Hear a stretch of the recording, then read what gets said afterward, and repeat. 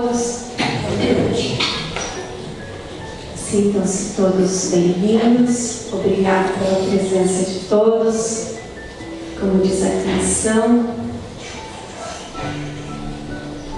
de irmãs, né? De irmãos, aqui estamos como irmãos, filhos do mesmo Pai. Nessa experiência, mais uma experiência reencarnatória. Aqui experienciando o necessário para a nossa jornada espiritual. Então, nesse encontro fraterno, se aqui estamos, com certeza, é porque a casa nos faz muito bem. Ela nos repaz, nos alimenta. Aqui podemos sentir. Se não sentimos muito nos ambientes que frequentamos, mas aqui sentimos paz, porque a vibração aqui é muito mais intensa da presença de Jesus. Então vamos todos, mais uma vez, unidos em pensamento e sentimento, buscar esse nosso silêncio interior, onde reside a nossa essência, a essência divina, onde podemos acessar o melhor de nós. E assim, podemos também nos conectar com o amor verdadeiro, o amor de Cristo, o amor de nosso Pai. Buscando sempre colocarmos o nosso agradecimento a Ele, nosso Criador, de infinita misericórdia. Agradecidos por todas as bênçãos que já recebemos, pelas bênçãos que recebemos e as que ainda virão. Que tenhamos sempre olhos, que tenhamos sempre a certeza de que tudo que vem é para a nossa jornada evolutiva, para o nosso progresso. Consigamos sempre ter, claro, principalmente à luz do Evangelho de Jesus, todos os ensinamentos que aqui viemos buscar para nos aperfeiçoar. E mais uma vez nessa casa de oração, nessa casa de Cristo, que possamos, nessa reunião da noite, nos alimentarmos, nos reabastecermos, que o nosso coração possa se esvaziar daqueles sentimentos que possam nos atordoar, nos cegar, que aqui possamos ter no nosso coração o solo fértil para recebermos a semeadura que com certeza o nosso irmão Davi veio oferecer. E assim possamos mais uma vez agradecidos a Deus, a Jesus, a Maria, nossa Mãe Santíssima. Iniciarmos essa reunião e que ela possa também espargir energia, luz, vibração de amor a todos os cantos e recantos desta cidade, deste estado, deste país, deste planeta, ainda tão atordoado, ainda buscando o seu verdadeiro caminho, o caminho da redenção, se libertando das amarras do egoísmo, do orgulho. Que a paz possa estar com cada um neste momento e que o Davi possa receber também as nossas vibrações amorosas para essa mensagem que aqui ele estará a nos entregar. Muita paz a todos nós. Boa noite a todos. Prazer, alegria e muita paz em estar aqui. Desejo para vocês também, para nós todos, paz.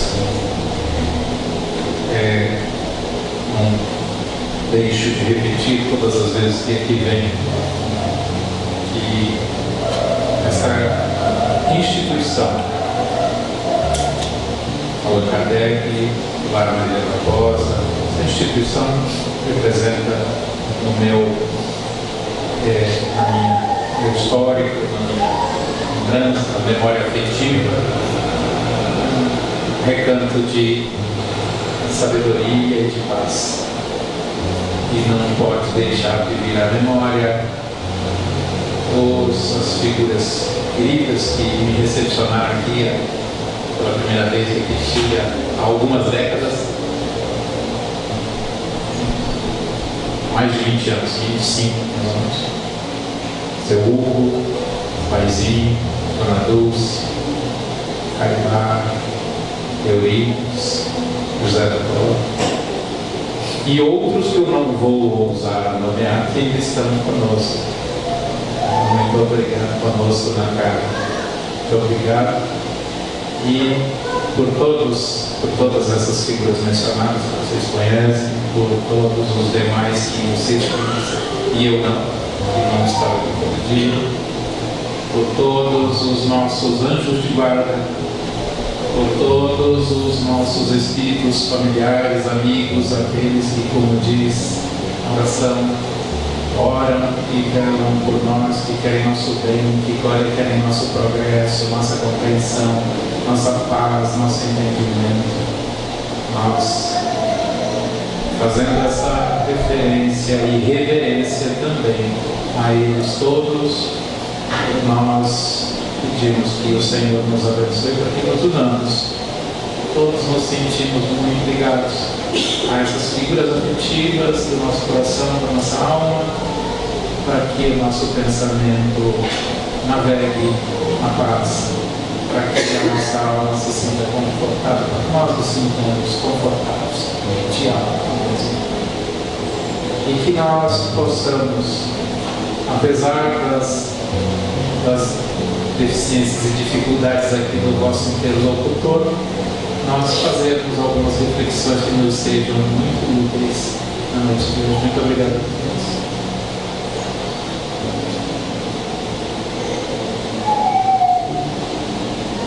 Você citou na oração a luz do Evangelho de Jesus, essa expressão magnífica.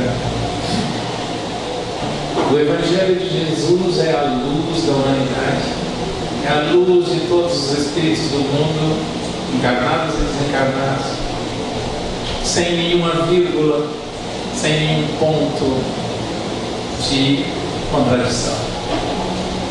Mas nós ainda não o compreendemos completamente na sua inteireza, não porque nos falta o entendimento do significado das palavras, porque nos falta o entendimento do sentimento e do pensamento do Cristo. Então a gente vive a estudar. Nós vamos comentar hoje aqui, usar como uma história de Jesus, que ele conta daquelas histórias que a gente chama de parábolas. Parábola significa uma história curta, utilizando os exemplos do dia a dia para transmitir uma mensagem que possa permanecer para além do seu sentido formal, momentâneo. Ela é adaptada através dos tempos. Então, histórias contadas por Jesus eram assim chamadas de parábolas, são chamadas de parábolas por causa disso, pela sua simplicidade, absoluta profundidade e sentido, e a preservação desse sentido independente da linguagem e do tempo. Isso é uma coisa muito interessante, que a gente tem que aprender a conhecendo quando lemos, quando estudamos o Evangelho de Jesus, os Escritos antigos, sagrados todos, não só o Evangelho, mas os outros, né? Mesmo aqueles mais antigos da Torá, da Bíblia hebraica, chamada de Velho Testamento na nossa cultura aqui, outros livros de outras culturas, de outras formas de religiosidade, né? De manifestações divinas, também em outras culturas. Então nós vamos fazer uma coisinha um pouquinho diferente. Ao invés de trazer a palavra de uma parábola de Jesus e nós todos ficarmos imaginando ela hoje, nós vamos fazer o inverso. Vou propor para vocês, nós irmos lá, há 2000 anos atrás primeiro, e eu vou contar uma historinha aqui e a gente vai sentir como era lá. A gente ouve falar, por exemplo, que Jesus pregava nos arredores de Jerusalém. Mesmo os mais idosos aqui encarnados, a gente pensa aqui é Jerusalém, você tem uma ideia. Mas e como era 2000 anos atrás? Então vamos lá. Vamos só procurar fazer. Eu peço que vocês fiquem assim, bem tranquilos para vocês se imaginarem naquela época. Jesus estava numa estrada. Como é que era uma estrada? Tinha asfalto? Tinha carro? Não. Tinha o quê? Nos arredores de Jerusalém, deserto de pedras. É um deserto que não é de areia, é pedreira. Quente, montanhoso, difícil. Como é que era o transporte? Eu falei de carro, né? Como é que era o transporte? Camelo, cavalo e jumento. Camelo, cavalo e jumento. Carroções e só. Jerusalém fica numa região montanhosa, cercada por um deserto de pedras, como eu já disse, de salseiros, espinhais, né? E naquela época, que tamanho que era Jerusalém? Quantos habitantes tem também? 100 e pouco? 110, 120, né? A população normal de Jerusalém na época de Jesus era 30 mil pessoas. Metade de Rolândia. Nas épocas das festividades religiosas, Páscoa, triplicava o número de pessoas, ia para 100 mil pessoas, quase o tamanho de Rolândia. Essa era Jerusalém.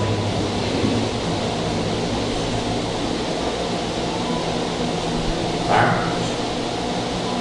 Jesus fala na história que nós vamos contar de uma cidade chamada Jericó. O que era Jericó? Jericó era uma cidadezinha de umas 2.000 pessoas residentes. A uns 30 quilômetros dos muros da cidade, que cercava a cidade de Jerusalém.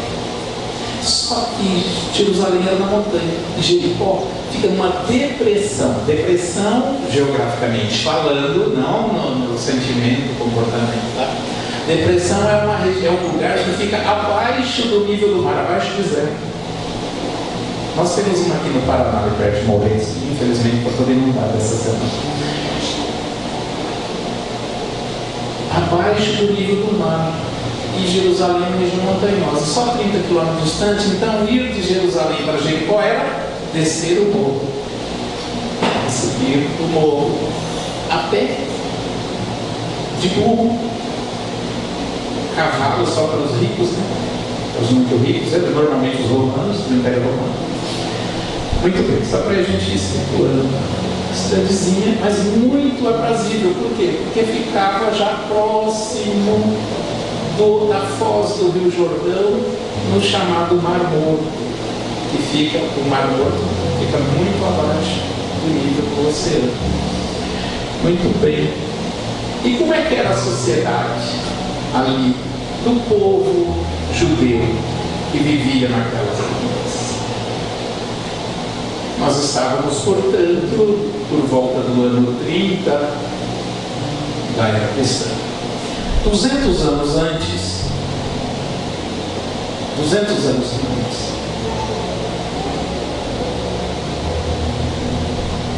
o chamado Reino de Judá e Reino de Israel tinham sido invadidos pelos assírios. Aí os assírios, depois que passou a possessão todas deles ali, foi retomado, né, a sua independência, entre aspas, depois de duas gerações, esses assírios se estabeleceram no norte dessa região e eles eram uns estrangeiros muito malquistos, sabe?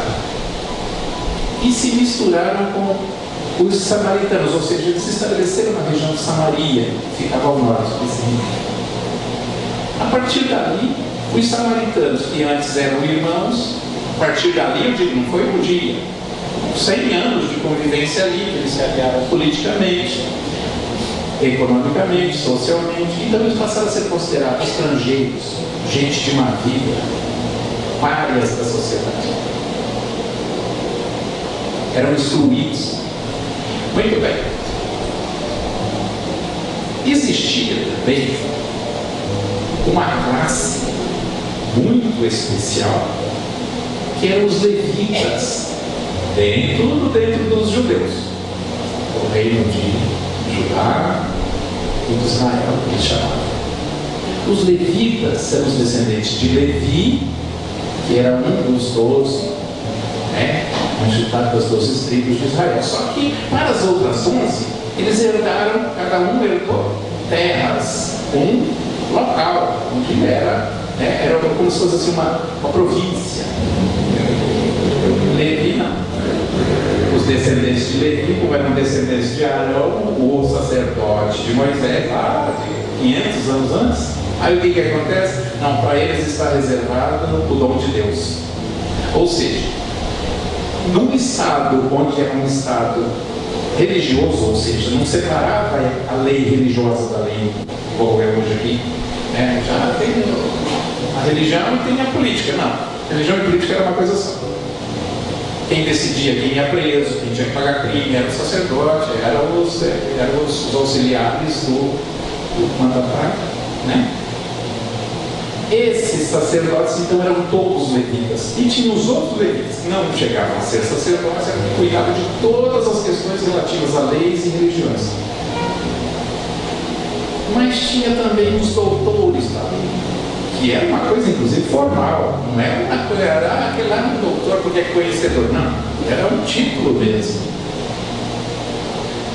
Dentre as pessoas que sabiam ler e escrever, que era minoria, tinham os chamados doutores da lei, porque eles, além de saber ler e escrever, eles sabiam outros idiomas e sabiam traduzir, porque lá era uma efervescência de línguas naquela região, porque uma hora é um povo que vai lá e invade, outra hora é outra, depois vem os romanos do latim, tinha os gregos, tinha os assírios. Jesus falava 2 idiomas. Jesus falava o dialeto siríaco e o aramaico. Não o hebraico, como todos. Pelo menos no seu, né? É lógico que ele sabia todos, né? Muito bom que não é essa a questão. Mas, que mais? Que mais que as figuras que nós vamos ver? Então tinha ali os sacerdotes, que eram os levitas, os doutores da lei, que faziam as traduções e interpretações, então eles auxiliaram, e eles formaram tinha uma seita dentre esse pessoal, que era aqueles, nós somos os estudados, que se chamavam os fariseus. Isso era uma espécie de farisaísmo, era uma seita ou um partido. Eles entendiam meio como um partido político. E tinha os samaritanos, que nós já falamos. Muito bem.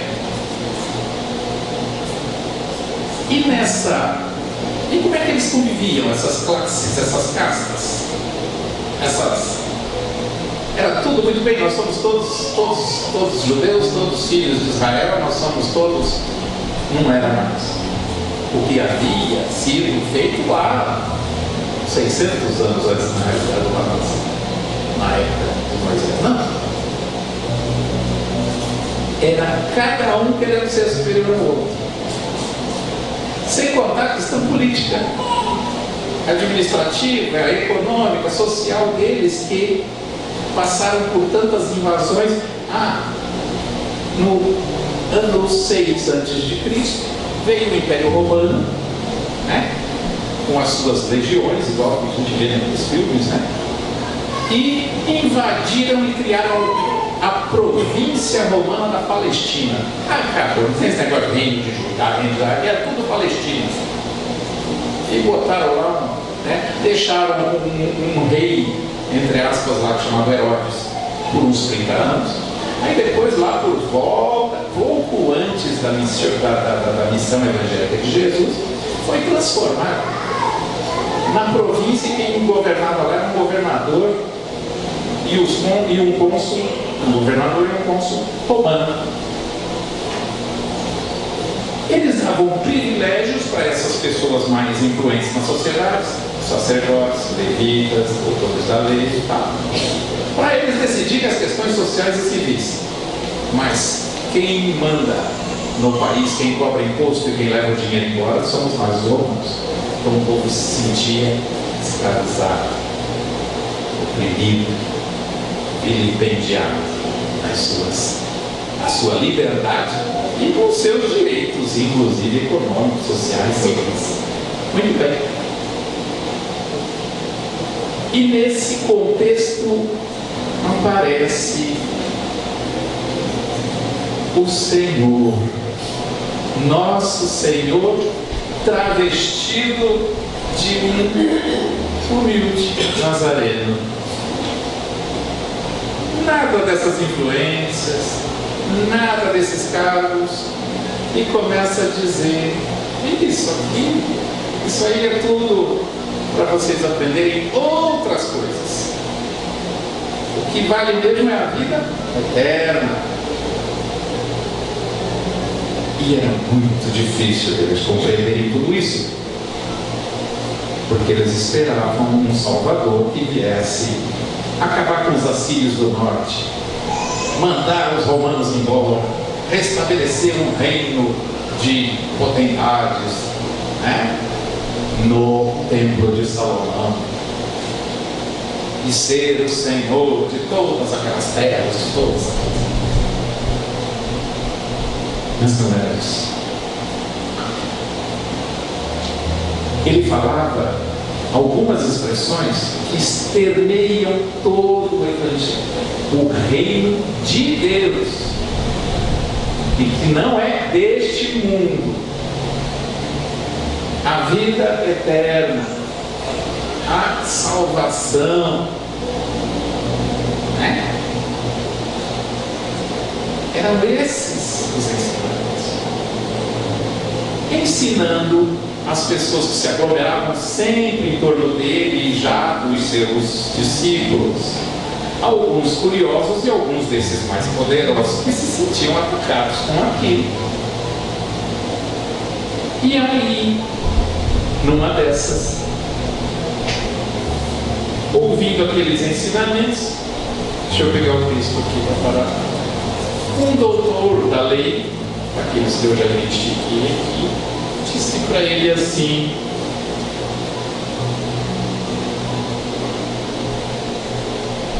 mestre, porque todos os discípulos e as outras pessoas humildes que o seguiam chamavam de mestre, e era o único título ou cargo ou encargo que Jesus aceitou e conviveu com ele tranquilamente, porque ele sabia o que ele tinha que fazer, era nos ensinar. O que preciso fazer para herdar a vida eterna? Esse herdar a vida eterna é a tradução perfeita da linguagem da época, já vai em uma ponta de ciúme do doutor da lei e dos levitas. Por quê? Porque os levitas já tinham herdado a vida eterna, já tinham dito lá na antiguidade para eles que os da tribo de Levi, a herança é o dom de Deus. Então, mas se eu conheço tudo da lei e pratico, e ele está salvo e eu não, o que eu faço para herdar a vida eterna? Eu não. É assim. E Jesus disse para ele: o que está escrito na lei que tem que fazer? Ele era conhecedor da lei. Aí ele já devia ter ouvido Jesus dizer, ou alguém dizer que Jesus disse que os 2 primeiros mandamentos da lei resumia tudo. Então ele disse: está escrito, ame o Senhor seu Deus de todo o seu coração, de toda a sua alma, de todas as suas forças e do seu entendimento, e ame o teu próximo como a ti mesmo. Jesus disse: muito bem, respondeu corretamente, faça isso e viverás pela eternidade. Mas ele queria justificar-se ou extrair de Jesus algumas e diz: e quem é o meu próximo? E quem é o meu próximo? A tradução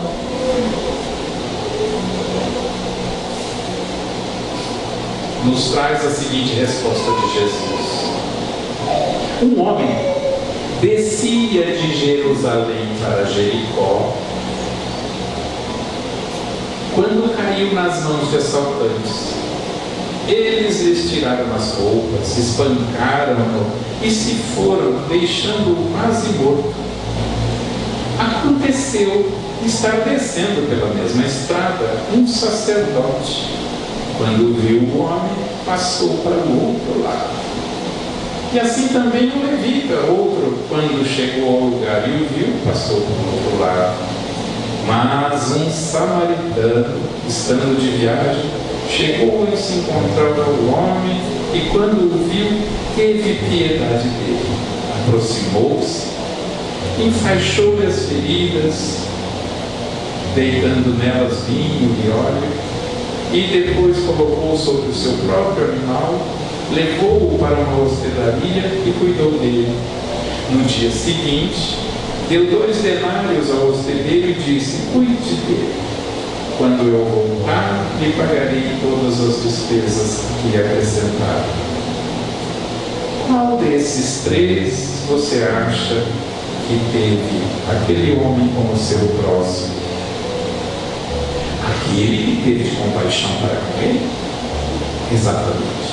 Vá e faça o mesmo. Essa história está no Evangelho de Lucas 10, entre os versos 25 e 37. Provavelmente todos aqui já ouviram esse trecho muitas vezes. Eu mesmo já li, talvez centenas. Todos nós, a primeira coisa que nós nos referenciamos, nós fazemos uma referência na nossa mente quando nós ouvimos bom samaritano. Tem até uma casa aqui em Londrina que chama bom samaritano, casa de caridade. Ou, o que é um bom samaritano? Uma pessoa caridosa.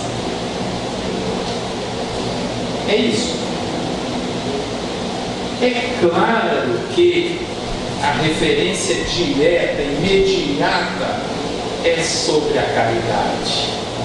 Mas a caridade é um assunto muito complexo e também vai ser estudado bastante. Porque ela é aqui. Nós só vamos falar uma coisinha sobre caridade, porque eu quero transitar por outros pontos nessa história que parece tudo até meio, sabe assim, comum. É simples, é de uma simplicidade absurda. E é nessa simplicidade e na extrema generosidade, sabedoria, iluminação do Mestre Jesus, o nosso Cristo encarnado, que ele traz a sua profundidade, a magnitude dessa história. Porque, vamos ver, vamos falar primeiro só essa questão da caridade, tá? Vamos fazer um resuminho. O amor ao próximo é uma coisa muito difícil, ele está lá assim, desde os primeiros escritos. Quando Cristo, 600 anos antes de vir, soprou para lá e escreveu na pedra lá Moisés, esses mandamentos, né? Isso é de origem divina, sim. Então o amor ao próximo é o fundamento de toda a vida, de toda a convivência humana na Terra, de todo sempre, em todos os lugares, em todas as épocas, em todas as culturas. Esse é o fundamento da nossa experiência. E para ter amor ao próximo é preciso ser caridoso. ser caridoso para o próximo. É um dos últimos degraus para se chegar ao amor ao próximo incondicional. E para ser caridoso, a gente precisa ainda de muitas outras coisas. Então, é por isso que a gente tem que ir desfiando para ir aprendendo os passos. É por isso que é importante, às vezes, a gente fazer essas reminiscências e essas recuperações e tentando. Então, é claro da caridade, mas nós vamos observar algumas coisas. Como, por exemplo, quando Jesus, eu fiz uma meditação aqui, nós temos lá, vamos voltar um pouquinho lá, nós temos o doutor da lei,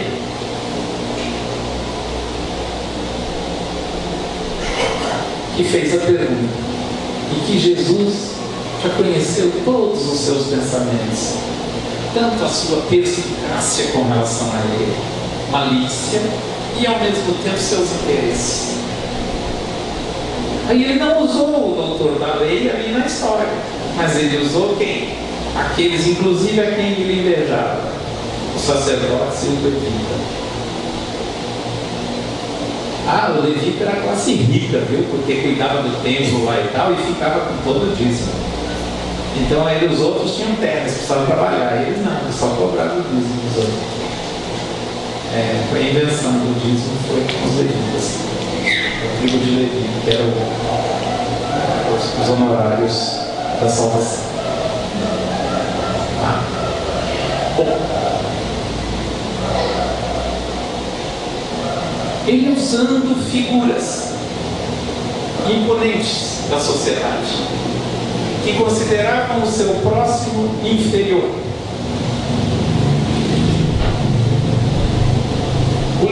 O sacerdote, a figura de um religioso, que ele não precisava fazer nada para se salvar, porque ele já era de Deus. O que é isso? O que nós temos aqui? Vocês já ouviram muito lá atrás, de leituras da Torá, em épocas anteriores a essa que nós estamos narrando, anteriores a Jesus, anterior ao Evangelho, na época de Moisés, de Elias, de Isaías, o povo de Deus, especialmente Josué. Josué era um guerreiro, aquele que invadiu lá a cidade de Jericó uma vez, mesmo Jericó, lá antes. Derrubou os muros lá, matou todo mundo para pegar toda a comida, toda coisa que tinha lá dentro. O Jericó era uma cidadezinha rica, onde as pessoas mais abastadas tinham lá sua casa, às beiras do rio Jordão e do Mar Morto. O que ele fez? O que ele estava dizendo ali? Ele estava dizendo do preconceito religioso. Eu sou superior a você porque eu sou dessa religião. O que ele disse do levita? Por que ele agiu? Por que ele colocou o levita? Que ele vira as costas para um indigente? Porque eu sou rico. Preconceito social. E por que ele traz o samaritano para a figura? Porque o samaritano era tudo gente boa, era tudo caridoso? Não. Não tem nada a ver com isso, povo também, como todos os outros, mas eles tinham sido excluídos, eles já tinha passado mais de 150 anos da invasão da Síria no norte, então eles não tinham, aquelas pessoas que estavam ali, os samaritanos daquela época, não tinham nada a ver com os acordos políticos com o inimigo que tinham feito há 150 anos, gente. Já estava lá para a terceira, quarta geração. Mas eles eram massacrados. Eles eram considerados como agentes de raça inferior aos estrangeiros. O que é isso? Racismo, xenofobia, ódio a estrangeiro, ódio a gente de outra raça, ódio a gente que pensa como estimulado, os samaritanos. Não é porque o samaritano era bonzinho que trouxe o samaritano para a história. Tinha um samaritano que fez isso, né? Eu não quero saber dos outros. Porque todo preconceito é generalista. Os samaritanos são assim. Os pobres. Os da outra raça. Os que não são da minha religião. Todo preconceito começa pela generalização ignorante, ou seja, sem conhecimento daquela causa, mas ele generaliza. Ele desconhece o que está falando, mas ele classifica por generalidades, por raça, por credo. Muito bem. E por que então ele usou o samaritano para dizer: olha, tem um samaritano que cuidou dele. Quem que tratou você? Aquele que teve de compaixão. Não quis nem dizer. Mas isso é uma história, claro. A partir dali, né, daquela questão que Jesus contou, era uma parábola. Mas a reação do doutor da lei, e o que ele disse depois lá, que foi registrado por Mateus, que ele foi chamado para ser discípulo de Jesus, justamente para escrever a narrativa dessa história, da caminhada deles todos. Isso é fato. Aquele que teve compaixão por ele, nem falava aos samaritanos, eles não falavam, eles não usavam a expressão de Samaria, às vezes falavam as coisas lá de Samaria, lá da região do norte, lá da terra dos Assírios, eles não usavam, até isso. Quando falava, cuspia.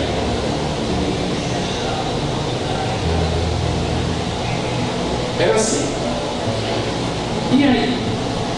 Aquele que teve compaixão. Então faça igual a samaritana. Perceberam? Faça igual aquele que você odeia, está fazendo? Aquele que você acha que não é nem, sabe? Não merece pisar o mesmo chão que você. Não entrava nos mesmos lugares. Faça como ele está fazendo, que você vai salvar.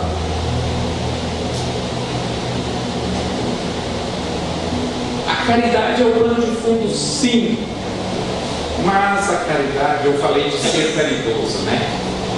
Eu vou falar mais uma coisa a respeito da caridade, que é o plano de fundo, sim, disso aqui, e nós precisamos muito estudar a caridade. Eu não estou fugindo desse assunto, só estou querendo ver toda a relação que Jesus fez nessa história para dar uma lição muito mais profunda do que dizer nós temos que fazer caridade. Por quê?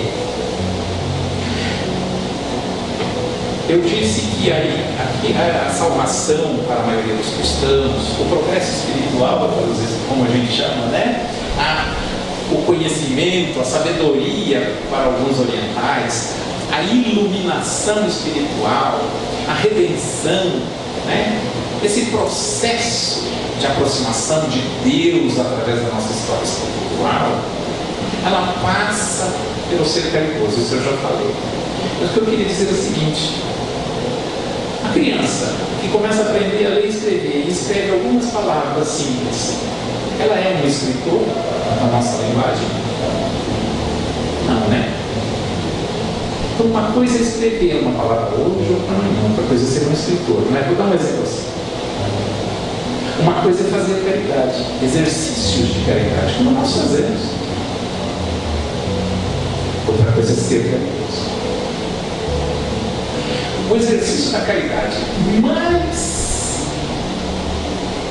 fundamental assim nessa transição é o perdão. A pessoa que faz caridade, ela vai indo até chega uma hora que ela só perdoa.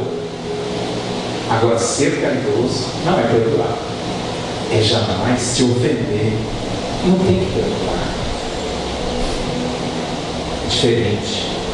O processo é longo, doloroso, duradouro, e depois cada conquista é eterna.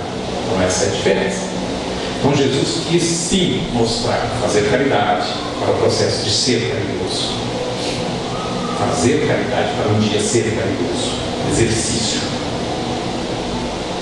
Exercitar-se. Mas tem muitas outras coisas. Eu não quero me alongar mais, mas isso só estou querendo deixar essas reflexões para nós pensarmos muito nisso.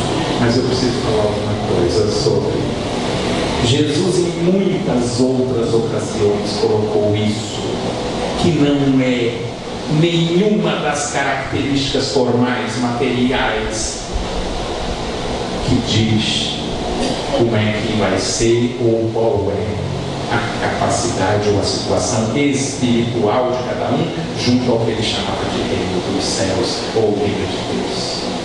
Tem uma especialmente que eu me lembrei agora, eu vou citar aqui, tá?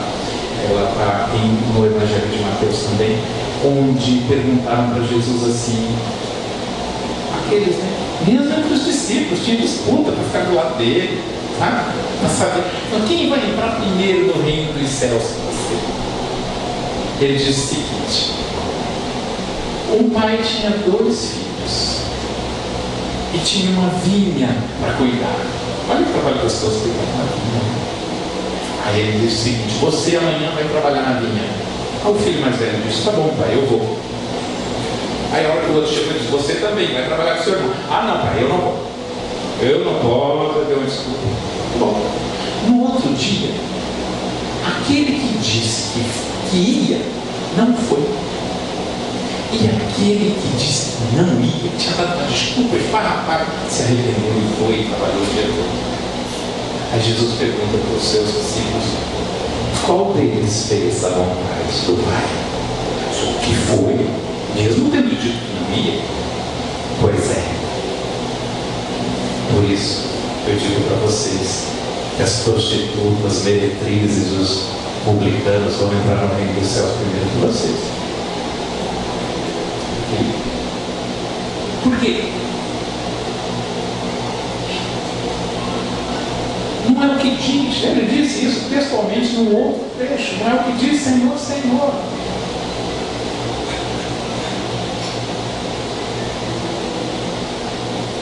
Vamos voltar uma coisa. Lá na nossa parábola do bom samaritano, né?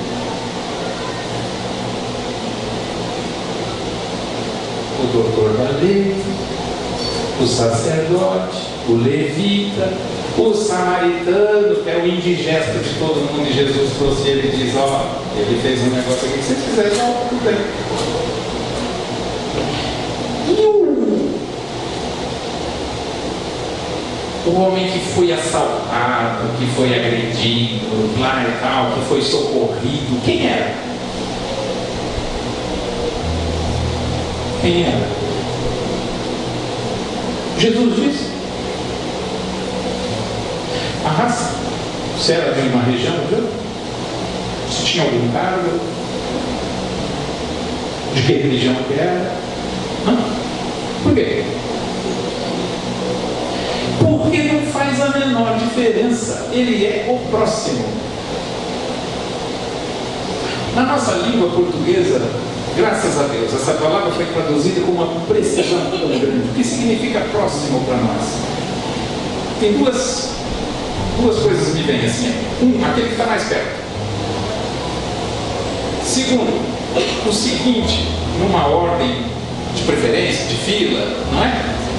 A pessoa está na fila no banco, o próximo, não é assim? Quem é o próximo? É o próximo. É aquele que é o da hora, é o da urgência, é o do momento. Esse é o próximo. Qual a religião, qual o cargo, qual a raça, qual... É o irmão. É o irmão da vez.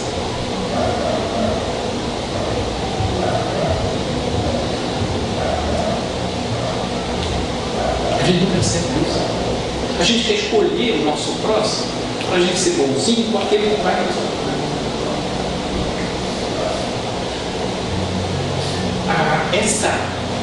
essa expressão do próximo, ela traz para a gente, é isso que eu queria deixar para vocês hoje, se lembrar só disso, se nós lembrarmos, né, eu também, só disso já está certo.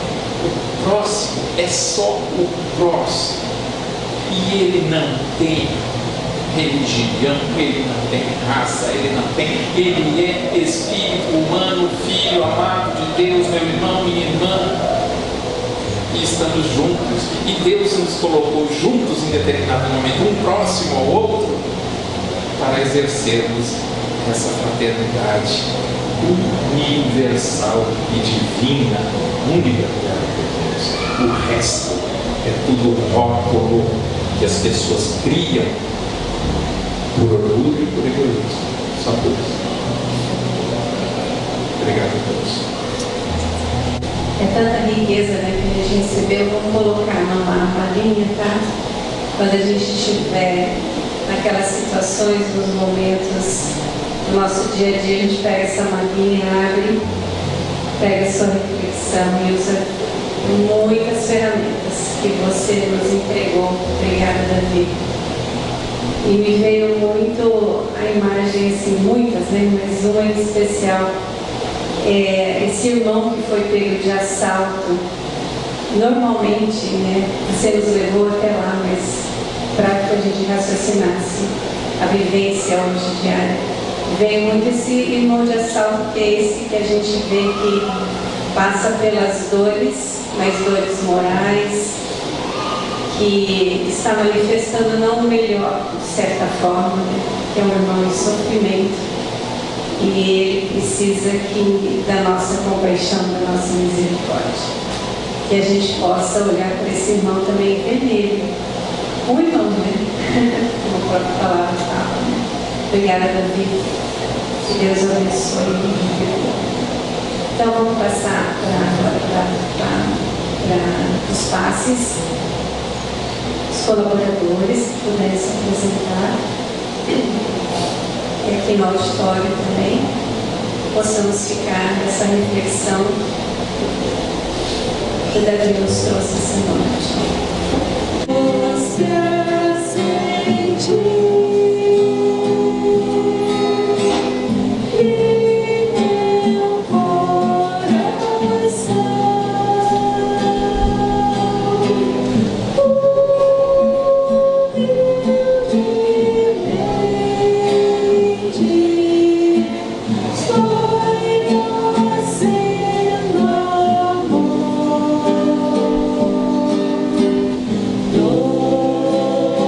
Yes.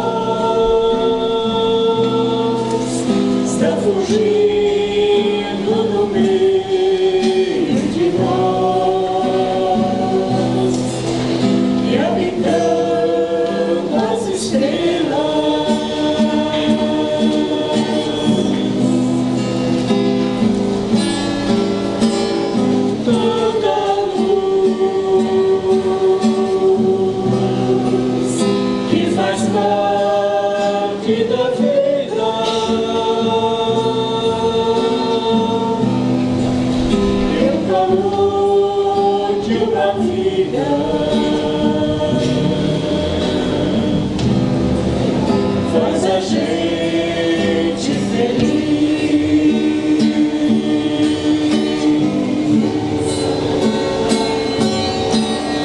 A vida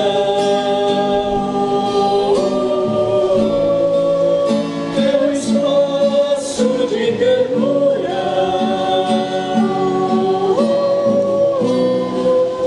Não precisa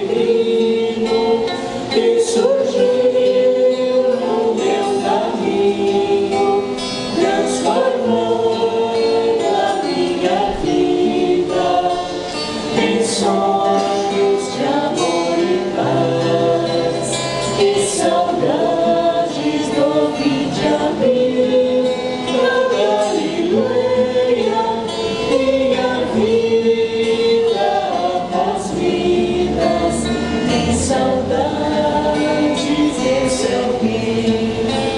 A minha alma comovida, contemplando o passado, no transporte de amor e luz, pelos caminhos, escutou a voz do vento. Esse homem é Jesus. É Jesus. É Jesus.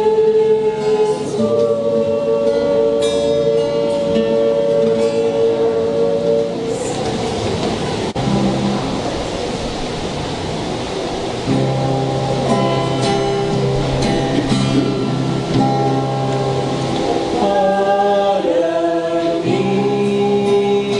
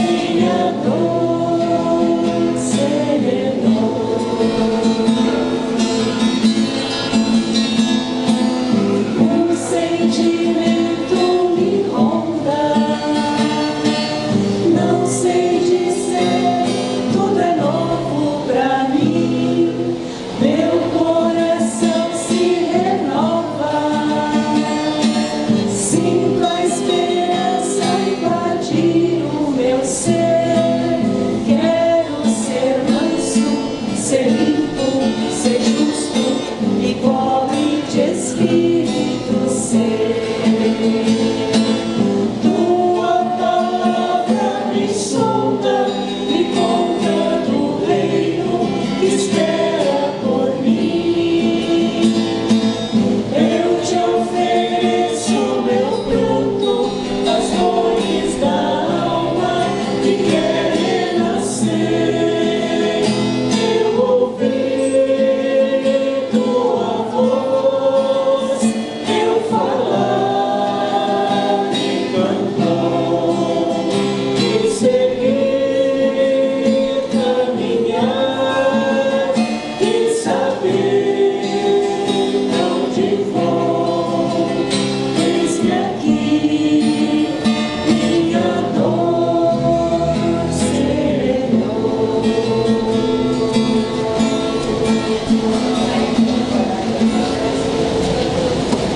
Convido todos a fecharem os olhos, agradecer a Jesus pela oportunidade de estarmos reunidos nesta casa, com tantos amigos especiais, com a presença do nosso amigo Davi também, que nos veio relembrar o ensinamento de Jesus, que faz 2000 anos ainda, que insistimos em passar pela porta larga, desviando dos aprendizados que temos aprendido. Senhor Jesus, Tu conheces a nossa pequenez, sabe dos nossos anseios, dos nossos defeitos, mas nesta casa encontramos aqui a esperança, a alegria de saber do reencontro contigo. Abençoa, Senhor Jesus, tão que se propôs a ficar nesta noite um pouquinho conosco, para que todos possam lembrar de todos os momentos que jamais estamos sozinhos, que a sua presença de paz e de luz nos envolve em todos os momentos. Abençoa, Senhor Jesus, todos os nossos familiares e amigos, aqueles que têm os nomes no caderno, que não puderam estar nesta noite aqui conosco, mas que todos possam receber a sua presença em forma de esperança e ânimo.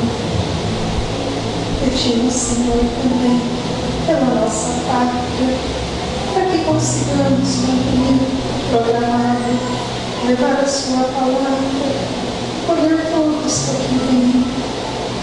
Abençoa, Senhor, todos os homens, para que tenham coragem e ânimo de trabalharem no seu progresso moral, socorrendo todos os irmãos que encontrarem pelo caminho.